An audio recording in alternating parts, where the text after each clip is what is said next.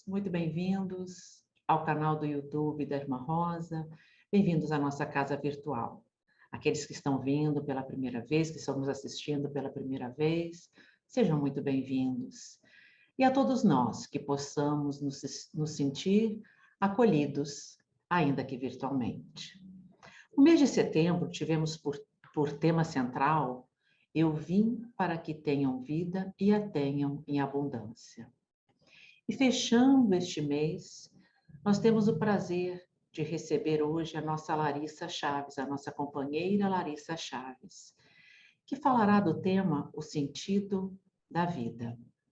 Mas antes de passarmos a palavra para a Larissa, vamos ler a nossa página inicial, que é do livro Agenda de Luz, na psicografia de Francisco Cândido Xavier, por espíritos diversos. Mas a página de hoje se intitula Fé Cristã e é do Espírito Emmanuel. E após faremos a nossa prece. Fé cristã.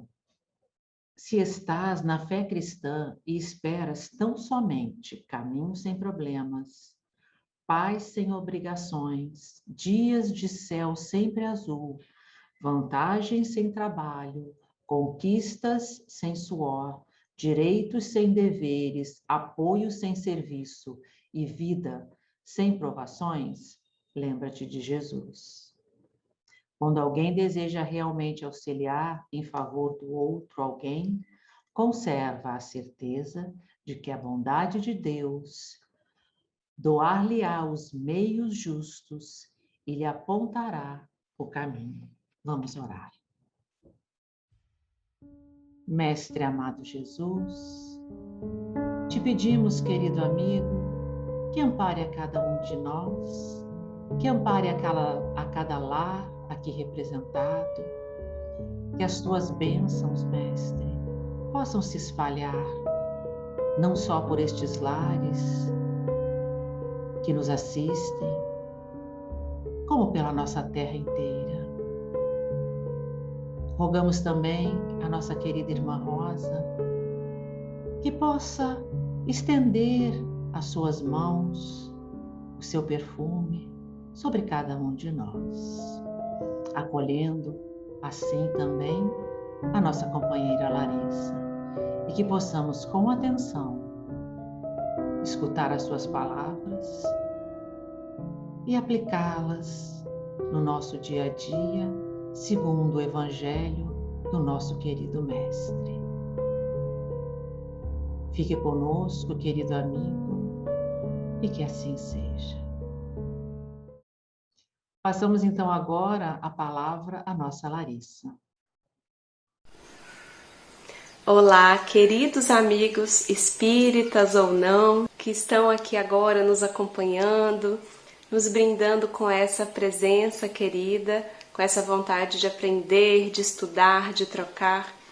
Agradecemos imensamente pela oportunidade de, ainda que não fisicamente, mas virtualmente, estar aqui, poder compartilhar um pouquinho do que temos estudado, daquilo que de alguma forma tem feito uma pequena diferença na nossa caminhada. Gratos então pelo convite, pela oportunidade. E nós estamos esse mês, com certeza todos que estão aqui nos acompanhando já ouviram de alguma forma falar sobre a campanha do Setembro Amarelo, da valorização da vida. E um dos aspectos, são muitas coisas que são possíveis de serem abordadas dentro dessa perspectiva da valorização da vida e da prevenção ao suicídio.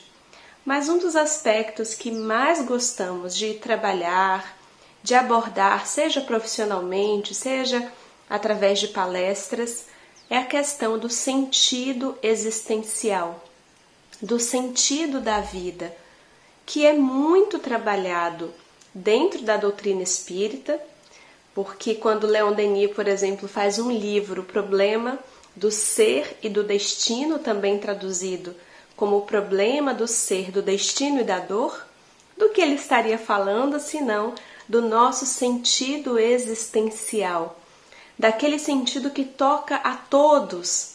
Quantas e quantas pessoas, quantos filósofos E quantas pessoas, quantos de nós do senso comum também já não fizemos essas perguntas? Eu me recordo da minha inquietação infantil, que eu já repeti muitas vezes em palestras, do quanto aquela criança, aquela Larissa ali de 8, de 9 anos, buscava compreender as coisas, por que do sofrimento das pessoas, por que das desigualdades, o que eu estou fazendo aqui, o que eu vim fazer nesse planeta, qual a minha tarefa, ou será que está todo mundo aqui a passeio, está todo mundo aqui solto? Há algo regulando essas relações, essas dores, ou não? Então, essas inquietações, essas indagações permeiam o corpo doutrinário, teórico, explicativo de toda a filosofia espírita. Quando o nosso querido, abençoado professor Rivaio, que mais tarde ficaria conhecido para a posteridade como Allan Kardec, esse pseudônimo escolhido muito bem de uma reencarnação anterior dele, quando ele começa através daquelas reuniões que ele teve tanto receio de ir, o senhor Fortier o convida, o senhor Carlotti o convida, depois ele vai a uma reunião junto ao senhor Fortier na casa de uma sonâmbula, e ali ele tem contato com o senhor Patier e a senhora Plané-Maison, e só aí ele sente, né, assim, um chamado de verdade de que havia algo ali além de frivolidades, e realmente vai àquelas reuniões e começa todo esse processo de contato mais ostensivo com o plano espiritual. Ele já tinha várias questões dos seus anos de estudo do magnetismo, questões de cunho psicológico, de cunho existencial, filosófico, porque todo ser humano na Terra, a não ser que esteja realmente muito distraído, muito conectado à matéria, muito distraído de sua essência, ainda que diga que não acredita em nada depois, mas em algum momento, essa indagação, essa inquietação, por que eu estou aqui? O que eu vim fazer? Por que trabalhar tantas horas? Por que ter uma vida de sacrifícios para que depois tudo acabe? Por que uma criança em tenra idade morre? Às vezes de uma forma que a gente não consegue acreditar que aquilo foi possível. Porque às vezes sofrem tanto aqueles que parecem tão inocentes. Então, esse sentido no sofrimento se conecta a essas perguntas sobre o sentido existencial. Porque é muito difícil nós encontrarmos motivação interna, vontade, essa principal potência da alma, nas palavras de Leon Denis, essa força motriz da nossa existência, do nosso desenvolvimento, encontrar essa potência, esse motor diante da falta de sentido é muito complicado. Porque, inclusive, a gente já quer começar aqui, eu trouxe aqui um textinho para a gente compartilhar, mas antes disso, tem um primeiro aspecto que todas as vezes que eu abordo esse tema, eu percebo que gera uma dúvida. Às vezes, as pessoas acham, quando a gente exalta a importância desse sentido existencial, desse sentido de vida, para que saibamos lidar com os sofrimentos, com os padecimentos, com as frustrações, com os nãos da vida, com as perdas e as saudades, às vezes a pessoa fica com uma impressão assim, tá bom, Larissa, então, quando eu achar o meu sentido de vida, por que eu tô aqui, pra que eu tô aqui, o que eu vim fazer, então resolveu, né? Como se o sentido de vida fosse um lugar em que nós chegássemos, achei o meu sentido de vida e acabou. E aí agora eu sou feliz. E agora eu sei lidar com tudo. Queridos amigos, o nosso sentido de vida, em geral, praticamente, eu diria, eu apostaria que em todos os casos, é um verbo, é um movimento. É para onde você deve ser conduzido, para onde você deve conduzir a sua vida. Não é uma coisa que nos deixa parados. O nosso sentido de vida é dinâmico. Em um momento, o seu sentido de vida pode ser um. Em outro momento, você pode já concluir aquela etapa. Então, imaginemos uma mãe que tem filhos pequenos. se uma boa parte desse sentido de vida não estiver conectado àquelas crianças, e os pais também, né? Os pais, às vezes a gente esquece de citá-los. É bom dizer que isso é um trabalho que não é só da mãe, quando estamos falando de um casal hétero. Podem, com certeza, ainda existir outros formatos. E se os dois também estiverem presentes, porque um dos dois pode haver desencarnado. Mas aqueles que são responsáveis pela existência de um ser em formação, se uma parte do sentido de vida desses educadores, desses cuidadores, não estiver conectado ao ato de cuidar, de doar, a esses verbos, cuidar, doar, prover, orientar, educar, o que acontece? Há uma desconexão entre o momento de vida da pessoa e o que ela deseja internamente. E isso, quando vai se acumulando, essa desconexão. Então, nesse momento, a minha vida me pede, tem um ser que se eu não alimentar, que se eu não cuidar, que se eu não limpar, que se eu não der banho, que se eu não orientar, ele não sobrevive. Porque entre os mamíferos há uma diferença do mamífero ser humano. Se você pega uma criança, você pode botar uma mamadeira do lado, um recém-nascido, ele morre de inanição, de fome. Então é um ser que demanda o cuidado de outrem. E quando nós acompanhamos, por exemplo, puérperas, as mulheres que às vezes passam por um momento de baixa hormonal, às vezes de conflitos também entre aquele desejo, entre as idealizações e tantas coisas que fazem parte desse processo, às vezes o sentido de vida da mulher naquele momento não está conectado com o que a vida está pedindo dela. A vida está pedindo o verbo cuidar, cuidar do outro. E internamente, o sentido dela interno não está se coadunando com isso e está assim, não quero ir para o mundo. Não quero viver esse momento, não tenho nada para dar. Quero ficar aqui, recolhida em mim mesma. E esse é um dos aspectos, porque os aspectos de adoecimento psíquico, emocional, são sempre multifacetados. Nunca é uma coisa. Por isso a complexidade do fenômeno humano, a complexidade da alma humana, que envolve essas esferas, corpo, esse aspecto genético, aquilo que trazemos, aqueles órgãos mais fragilizados, aqueles aspectos da nossa alma que, como uma caixinha de surpresas, podem eclodir, ser afetados mais facilmente.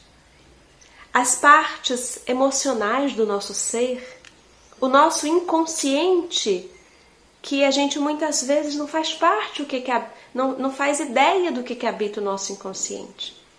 Mas o fato é que esse é um dos aspectos que nós gostaríamos de abordar aqui. Às vezes, o sentido de vida que temos num dado momento é um verbo.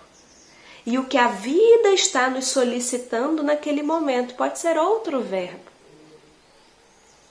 E essa desconexão, esse gap entre uma coisa e outra, pode gerar uma frustração interna, uma dor nessa alma que, se não é vista, que se não é reconhecida, que se não é validada, pode gerar transtornos emocionais, psíquicos, processos adoecedores a curto ou a longo prazo, porque isso pode ir se repetindo e se repetindo. Internamente há um desejo, há uma solicitação, e a demanda da vida e as solicitações externas e o sentido que a vida pede, o verbo que a vida te solicita é outro. E essa repetição desses nãos, dessas frustrações, que às vezes a gente nem percebe, vai se atropelando. Não, é isso mesmo, vamos lá, vamos lá, vamos lá, vamos lá. E aí já entra uma outra questão, que é a seguinte. Nem sempre, meus amigos, aquela pessoa que está dando conta de fazer o que a vida pede, nem sempre essa mulher que está cuidando dos 3 filhos, trabalhando no horário que dá, também arrumando a casa, passando roupa, fazendo comida, e você diz, tá tudo bem, ela tá fazendo, não tá doente, ela tá fazendo. Porque a nossa imagem idealizada, aquilo que em geral a gente pensa quando eu digo assim, aquela pessoa, uma pessoa está depressiva, uma pessoa está com um transtorno bipolar, ou seja, a questão psíquica que for, o que a gente imagina? Ou a gente imagina aquele estereótipo de uma pessoa surtada, especialmente quando falamos da bipolaridade, ou, no caso da depressão, o primeiro pensamento da maioria das pessoas é prostrada na cama, cortinas fechadas, não levanta. Essa pessoa existe, essas pessoas existem, são quadros reais. Mas não é só isso, existem matizes, colorações diferentes no adoecimento psíquico, na desconexão entre o que se deseja, o que intimamente vem ali como proposta e aquilo que o contexto te solicita. Esse é um dos aspectos. Pode nem ter a ver com isso, pode ser um aspecto hormonal. Existem adoecimentos que são também só físicos. Existe o casamento, existem os aspectos espirituais. Mas o ponto que estamos aqui hoje trabalhando, acho importante frisar que não é o único, mas é um ponto importante, é que a gente compreenda qual o sentido, nosso sentido existencial íntimo. Porque a gente não vai ter como mudar, às vezes, o contexto.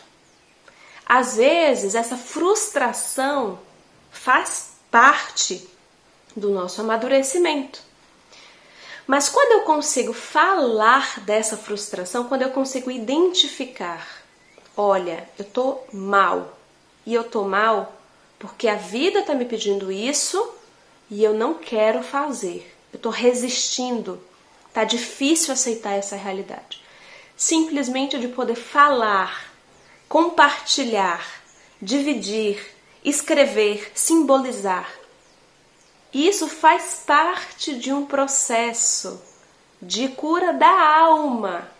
Pode nem haver a cura física, mas essa alma que identifica onde está o ponto fulcral, o ponto da dor, essa alma já está em processo. Inclusive para perceber o que é possível fazer nesse contexto. Tem algo que eu posso adaptar? Será que eu posso dar conta dessa demanda que a vida me solicita, mesmo que não seja o meu mundo ideal? Mas eu posso ter um pouquinho de prazer, de realização íntima nessa outra área. Porque, digamos, quantas horas a gente passa trabalhando? Uma parte enorme das nossas frustrações corresponde ao tempo que a gente está no trabalho. E agora, então, que ainda tem muita gente trabalhando em casa, isso é uma loucura. Difícil conciliar. Então, imagina que a pessoa passa 8, às vezes mais de 8 horas conectada ao trabalho. Imagina que ela odeia aquele trabalho. E imagina que ela não vai ter como sair. Ela sabe que o sentido de vida dela, que o que ela quer contribuir com o mundo, que como ela quer se ver na vida, não tem nada a ver com aquilo, mas não dá para sair daquele trabalho. Talvez muitos aqui se identifiquem com essa fala, porque é o que eu mais escuto. Pessoas que passam a maior parte das horas da sua vida fazendo algo que as deixa infeliz. E que dizem, não dá para mudar, não dá para começar outra carreira agora, talvez quando eu me aposente, agora não dá, eu tenho que pagar as contas, eu sou arrimo de lar. E então, nesses casos, a gente precisa mais do que nunca identificar qual o verbo, o que movimenta essa alma para a vida em abundância, para sentir a vitalidade correr pelo seu corpo, o princípio vital atuante, para sentir essa vida, essa proposta de alegria que Jesus nos apresentou. Nada de escassez, mas abundância. Nós podemos nos sentir abundantes, conectados a nós mesmos, mas a gente precisa identificar o que nos alimenta, o que nos traz essa sensação. E eu conheço várias pessoas que foram encontrando em pequenas atividades, numa atividade física, numa atividade voluntária, esse sentido, num estudo, num grupo de amigos, no filho, na ajuda a outras pessoas. Então, se a gente não pode se realizar plenamente, Quando eu identifico o que alimenta a minha vitalidade, que verbo é esse? É o verbo cuidar?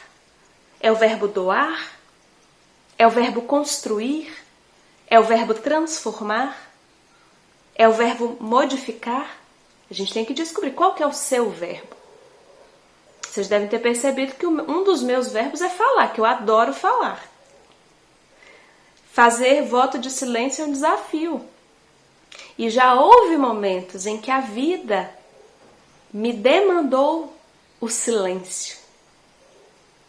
Por mais que o meu sentido de vida esteja atrelado a falar, compartilhar, ensinar, trocar, aprender, houve momentos em que o contexto externo solicitou da Larissa silêncio, introspecção, não ter condições nem de ler. Então, tudo aquilo que me fazia estar conectada ao aprendizado, à troca, ao compartilhamento, por alguns meses da minha vida eu não pude fazer nada disso. Esses verbos foram silenciados e eu precisei conhecer novos verbos. O verbo do silenciar, do aquietar, do adoecer. E foi muito difícil. Mas faz parte. E se naquele momento eu não tivesse consciência de qual era o meu sentido, do que me movia e do que a vida estava me solicitando, talvez eu brigasse, talvez eu ficasse de mal com Deus, talvez eu me indignasse. Mas por já ter trazido a consciência, quando a dor visitou através dessas demandas de aprendizado, dessas frustrações, doeu, porque continua doendo. Se o nome é dor, a gente acha o quê? Que não vai doer? Não, dor dói. Mas a gente sofre menos diante do convite da dor quando estamos dispostos a aprender, a atravessar o túnel da frustração, para perceber que tem algo para encontrar depois desse túnel. Vocês conhecem algum túnel que não tem saída? Foi algum erro de construção. Porque o túnel, ele é um lugar de passagem, não de estagnação. Apesar que aqui no Rio de Janeiro, por exemplo, o trânsito é tão grande que às vezes a gente acha que o túnel não tem saída, mas tem. E por maior seja a escuridão daquele túnel, depois vem a luminosidade do dia. Então eu queria ler alguns trechos que casam com essas reflexões.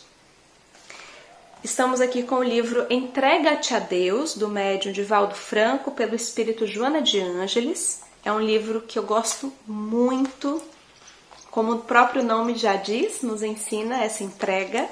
Nos ensina não, né? Nos provoca, nos faz refletir sobre essa entrega. E aqui é o capítulo 10, o significado existencial. Nos diz a benfeitora Joana: a existência humana tem como objetivo essencial a conquista dos valores que se encontram adormecidos no cerne do espírito. A tarefa inadiável consiste em buscar o sentido da vida e aplicá-lo de maneira consciente, de forma que as lutas contribuam eficazmente para a realização, para a autorrealização. Invariavelmente, em face da educação tradicional, acredita-se que a conquista da felicidade é o máximo a que se deve aspirar durante o périplo reencarnacionista. Felicidade como sendo o prazer de possuir e de desfrutar, de alcançar o triunfo pessoal, que se traduz em forma de autorrelevo, poder de qualquer espécie, em algum dos vários segmentos sociais, políticos, religiosos, artísticos, culturais, causando inveja e despertando a competição. A própria transitoriedade da organização física demonstra a vacuidade dessas aspirações, considerando que na incerteza da manutenção do equilíbrio sem fim do corpo, a cada momento se experimentam as alterações defluentes do passar do tempo, portanto, do seu uso, das enfermidades e dos conflitos existenciais, dos choques nos relacionamentos pessoais e afetivos, dando lugar a mudanças bruscas de comportamento. Nem todos aqueles que possuem os recursos que projetam o indivíduo no ambiente que se movimentam podem ser considerados como plenos ou felizes no seu sentido mais amplo.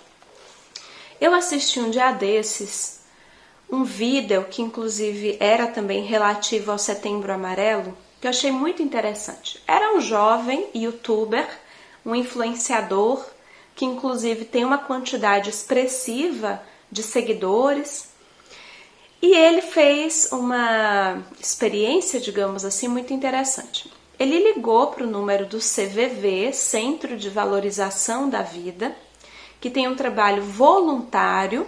Vale ressaltar que o CVV não está ligado ou pautado no seu trabalho em nenhuma religião em específico, mas foi criado por espíritas, e aí eu vejo uma grandiosidade enorme, uma amorosidade desses espíritas de não criar algo restrito ou com objetivo doutrinário, com objetivo de convencer ninguém, mas é um trabalho de acolhimento, em que voluntários, que também não precisam ter nenhuma religião em específico, passam por treinamentos e através de ligações telefônicas ou de um chat, online, tentam, é um trabalho que a depender da quantidade de voluntários que tem naquela localidade, a ideia é que seja um trabalho 24 horas, mas às vezes a demanda é muito maior, e então a pessoa liga gratuitamente para esse número do CVV, que depois até a gente pode colocar aqui, eu não lembro se permanece 188, mas era esse o número, depois vocês podem pesquisar para ter certeza. E então, um voluntário atende essa ligação, quem estabelece a duração da ligação é quem ligou, então em nenhum momento o voluntário vai falar, olha, agora que eu preciso atender outra ligação. Não, é quem ligou, que pode inclusive escolher não falar, pode ficar em silêncio, porque às vezes é uma necessidade de saber que tem outra pessoa do outro lado. Ou pode desabafar, muitas vezes pessoas pensando em suicídio ligam até para que alguém diga alguma coisa para que ela não faça aquilo. E então a conversa tem curso, sem nenhum objetivo de resolver o problema da pessoa, mas numa ligação de escutatória, Um movimento de escutar, de conversar também, mas não com o objetivo, não são pessoas que têm uma formação terapêutica nem nada assim, mas que tem ali esse momento de acolhimento. Como elas não conhecem a pessoa que está ligando, então a pessoa fica até mais à vontade para abrir e falar abertamente das suas dificuldades e tudo mais. Então esse youtuber ao qual eu me referi, ele fez a experiência de ligar e gravar a ligação, ele coloca no Viva Voz, dessa conversa no CVV. E eu não sei exatamente qual era o objetivo inicial dele, mas o fato é que ele foi surpreendido, porque a pessoa do CVV que atendeu ele foi tão acolhedora, foi tão sábia, no pouco que falava, no muito que escutava. E esse youtuber foi realmente ali desabafando e falando de coisas muito sérias dessa geração que vivemos. Do quanto ele tinha essa visibilidade, esse status, do quanto o próprio canal ia solicitando dele uma preocupação que não era a preocupação dele inicial, de números, de seguidores, de curtidas, de engajamento, e de querer que ele fizesse propagandas, que ele defendesse marcas para ter esse retorno e tudo mais, e do quanto escolher não agir exatamente como era demandado dele que agisse, fazia com que ele não tivesse o retorno financeiro que é considerado um retorno financeiro de sucesso, porque a realização profissional hoje ela está muito associada a status material, está muito relacionada a quanto você ganha. Então, por exemplo, eu sou psicóloga e eu ganho pouco, e para muitas pessoas isso é fracasso. Para muitas pessoas, se você não ganha muito, você é um fracassado. Não interessa o que você ama, o que você faz, quantas vidas você ajuda, quanta diferença você faz na vida das pessoas. A vida hoje, materialista, está muito atrelada aos milhões que você acumulou, aquela pessoa que teve aquele status, que apareceu num programa, como se isso fosse o carimbo da realização, o carimbo do sucesso. E então esse youtuber falava sobre isso com a pessoa, o Paulo, né, o rapaz se identificou que falava com ele, um senhor aposentado, que inclusive não tinha rede social, nem acompanhava muito esse mundo, que inclusive trabalhou com informática até se aposentar, e os dois ali conversando e esse youtuber compartilhando o quanto, aos olhos das pessoas que o acompanhavam, ele era feliz sempre, ele era engraçado, ele era realizado.